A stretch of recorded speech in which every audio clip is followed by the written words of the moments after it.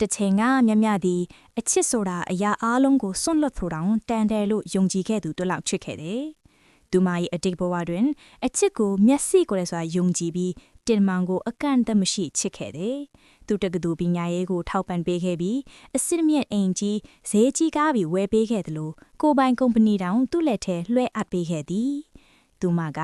တနေ့တစ်ချိန်မှာကိုပေးခဲ့တဲ့အချစ်နဲ့အနစ်နာခံမှုတွေကိုပြန်လဲတန်ဖိုးထားလာမယ်လို့ထင်ခဲ့သည်။ဒါပေမဲ့အဲ့ဒီအချစ်ဟာပဲနောက်ဆုံးမှာသူမကိုတတ်ဖြတ်သွားတဲ့ဓာတ်တလက်ဖြစ်လာခဲ့သည်။သူမမထင်မှတ်ခဲ့တာက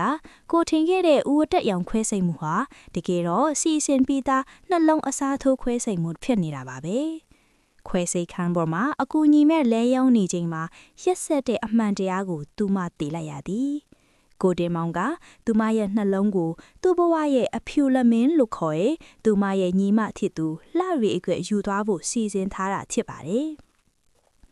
သူအတွက်သူမရဲ့နှလုံးဟာကိုတင်မောင်တကယ်ချစ်တဲ့လူတစ်ယောက်အတွက်အယံနှလုံးသားတစ်ခုသာတန်ဖိုးရှိခဲ့ပါတယ်